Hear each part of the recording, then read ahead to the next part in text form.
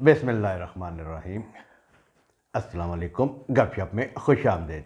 मैं हूं आपका मेज़बान फ़ारूक फैसल। मैं हूं मियां सुहेल इकबाल। मियाँ साहब, रोज़ सियासत पे बात होती है, सियासत से रिलेटेड अमूर से बात होती है और हर जगह जिधर ही जाएं हर जगह सियासत ही सियासत। लेकिन जब आप तारीख़ दोहरा उठा के देखते हैं तो ये नज़र आता है कि सियासतदानों के पास ना तो कभी इक़्तिदार रहा ना कभी इख्तियार रहा। 75 साल में आधा हिस्सा तो फ़ौज जो है वो बराह रास्त जो है वो बरसरे इक़्तिदार रही, और जो बाकी दौर है जिसमें सिविल अदवार रहे हैं तो 1.5 साल 2-2 साल इतनी एवरेज निकलती है हुकूमतों की या सिविल वज़राए आज़म की, और सब बदनामी जो है वो सियासतदानों के हिस्से में आती है। कभी नहीं देखा कि भाई फ़ौजी जो हुक्मरान रहे हैं या बाकी जो उनके तक़सीम कार या उनके हिस्सेदार थे इक़्तिदार में, इख्तियारात में, जिनके पास दस्तखत करने की अथॉरिटी है, उनको कभी कुछ नहीं कहा गया। ये कौन लोग हैं, ये कौन से अदारे हैं जो इस मुल्क पर असल में हुक्मरान रहे हैं और जिन्होंने असल में फ़ैसले किए हैं हुकूमतों के, अवाम के, और जिन्होंने माल बनाया है। देखें ना, एक मुलाज़म जो है जब वो सरकारी मुलाजमत में जाता है तो वो अगर अफसरी में जाता है तो वो 17वें ग्रेड में जाता है, 22वें में रिटायर, सारे तो 22वें में रिटायर नहीं होते, या जो नीचे वाला अमला होता है, लेकिन उसकी रिटायरमेंट में उसके असासों में जो है बेतहाशा इजाफा हुआ होता है। यही अदलिया का हाल होता है, यही जो है वो मुसल्लह अफवाज के अफसरान, जो बड़े अफसरान रिटायर होते हैं, उनके असासों का हाल है। इन सब अमूर पर हम बात करेंगे कि भाई इख्तियारात किसके पास हैं, कौन इस्तेमाल करता रहा है और बदनाम कौन होता है और क्यों होता है।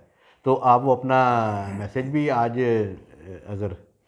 जी बिस्मिल्लाहिर्रहमानिर्रहीम। सबसे पहले तो मैं अपने नाजरीन से रिक्वेस्ट करूंगा हमारे चैनल को सब्सक्राइब करें, लाइक करें, कमेंट करें और इसके साथ साथ जो बेल आइकन है जिसे घंटी और टल्ली भी कहा जाता है, इसका बटन एक दफ़ा ज़रूर प्रेस कर दें ताकि आपको हमारे वीलॉग बर वक्त देखने को मिल सकें।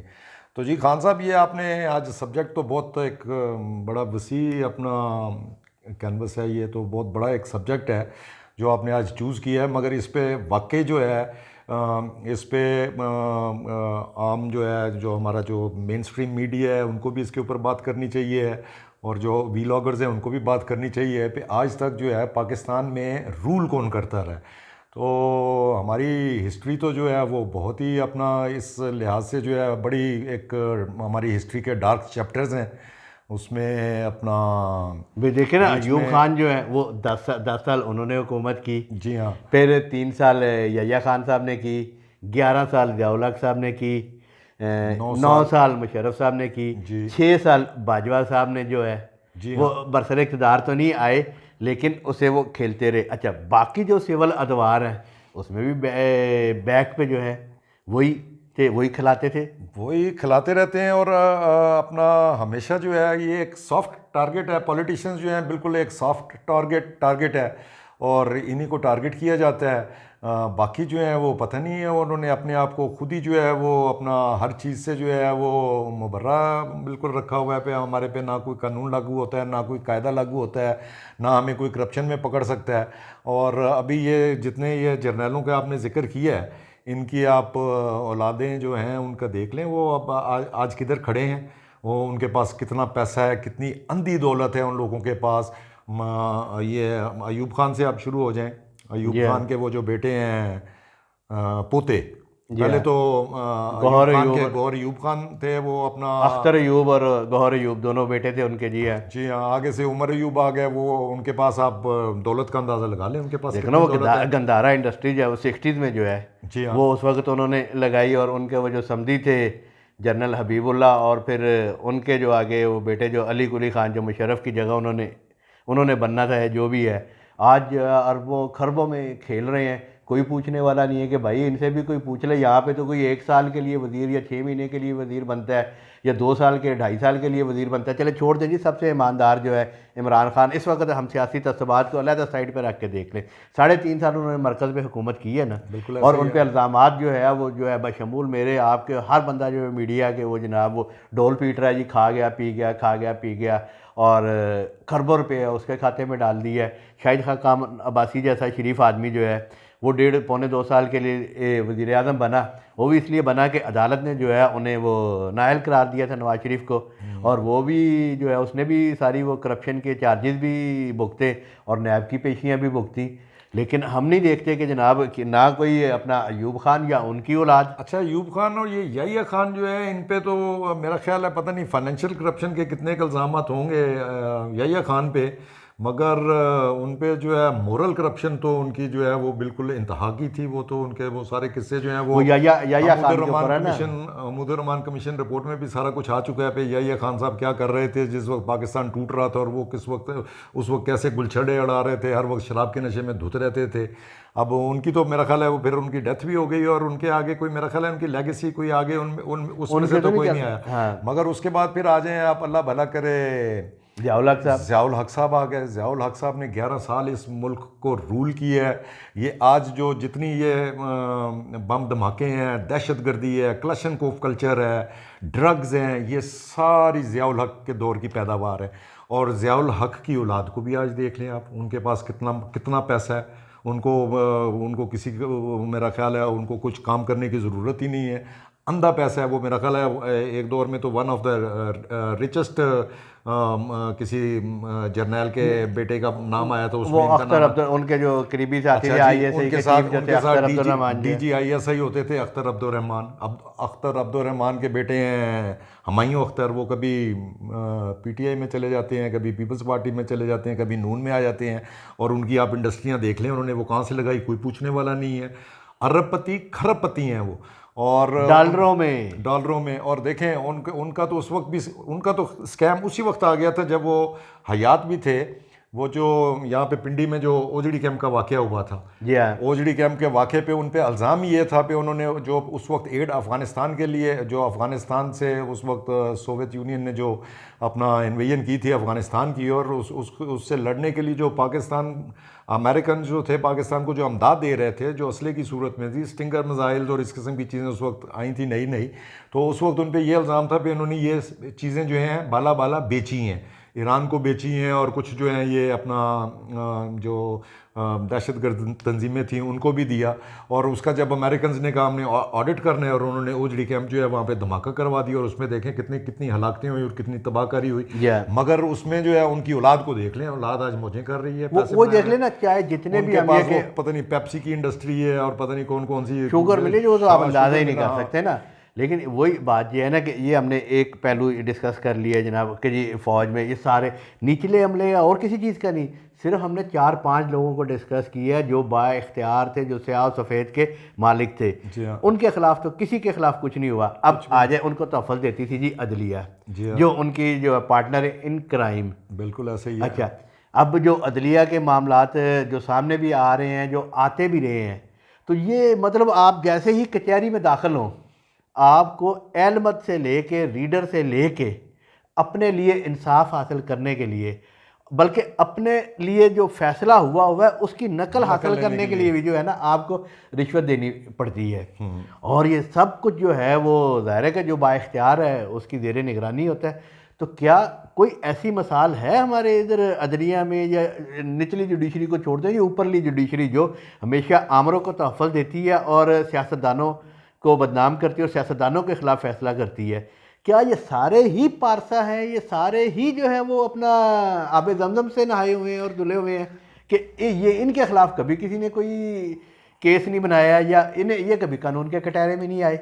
बहरहाल जी, अभी ये वैसे मैं तो समझता हूँ ये इसके बड़े नुकसानात भी हैं, ये जो सोशल मीडिया है और जिस पे बहुत सारी डिसइंफॉर्मेशन भी चलती रहती हैं। मगर उस पे मैं एक लिहाज से जो हूँ ना, मैं मुतमईन हूँ। बहुत सारी चीज़ें जो है ना, जो आम लोगों को नहीं पता थी, स्पेशली हमारी नई जनरेशन को, उनको भी अब ये पता चलना शुरू हो गया है कि इस मुल्क के साथ क्या क्या हुआ, किस किस ने कितना घिनौना खेल खेला है, कैसे माल बनाया है, कैसे लूटा है, और आज तक जो है उनको कोई पकड़ने वाला नहीं है। अच्छा जी, अब कहते हैं जी इख्तियारात, अब जब इंतज़ामिया जो है, वज़ीर के पास क्या इख्तियारात है? असल तो प्रिंसिपल अकाउंटिंग ऑफिसर जो है उस वजारत का सेक्रेटरी जो है उनके पास है।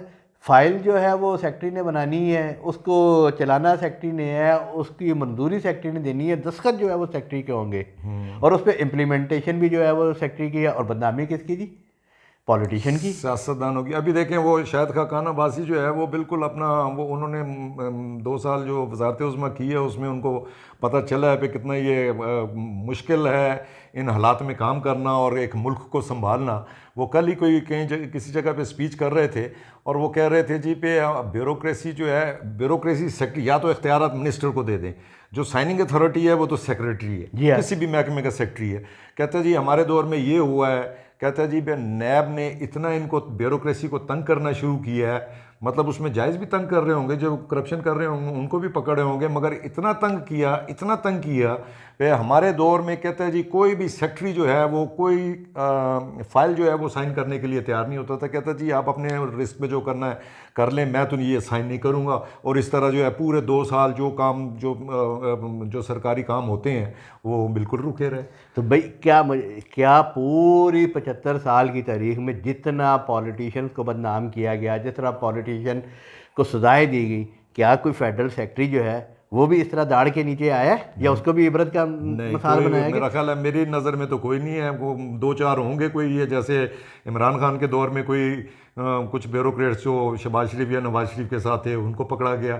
उससे पहले मेरे ख्याल सजा नहीं किसी को, पीपल्स पार्टी के दौर में वो सलमान फारूकी सजा किसी को भी नहीं हुई। सब फनकार सब जो है दुल्हे बुले निकल गए भाई। मतलब ये तो हमारे सियासतदानों का जी सोचने का काम है कि अब भी वो बैठ के सोच लें। ये एक दूसरे पर इल्ज़ाम तराशी कर रहते हैं, इनको ब्यूरोक्रेसी भी खिला रही होती है, इनको अदलिया भी खिला रही होती है, इनको फौजी इस्टेब्लिशमेंट भी खिला रही होती है।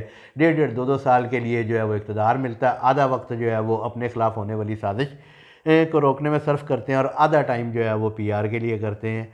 तो मैं तो यही समझता हूँ कि हमारी जितनी भी पॉलिटिकल बड़ी पार्टीज़ हैं, आप मुज़ाकरात कर रही हैं, अल्लाह करे मुज़ाकरात में बैठ के कोई इन चीज़ों का भी बारे में भी तय करें कि भाई जिसका जो इक़्तिदार है, जिसका जो इख्तियार है, और जब भी ये एहतसाब का अमल शुरू होता है या पकड़ दकड़ का अमल शुरू होता है एक हुकूमत के जाने के बाद दूसरी हुकूमत के जो शुरू कर देती है, वैसे तो ये नहीं करना चाहिए, लेकिन उनको पकड़ा जाए कि जिसका जितना इक़्तिदार है, जितना इख्तियार है। मैं तो यही कहना चाहूँगा। आप अगर कुछ कहना चाहें। जी खान साहब, मैं एक और बात करना चाह रहा था। ये अब आपने चलें ठीक है, सियासतदान तो है, जो भी हैं जैसे हैं तैसे हैं, उन पे जो भी इल्ज़ामात लग जाते हैं या उसमें इन्वॉल्व भी होते हैं, मगर अभी आप देख लें PIA का क्या हाल है।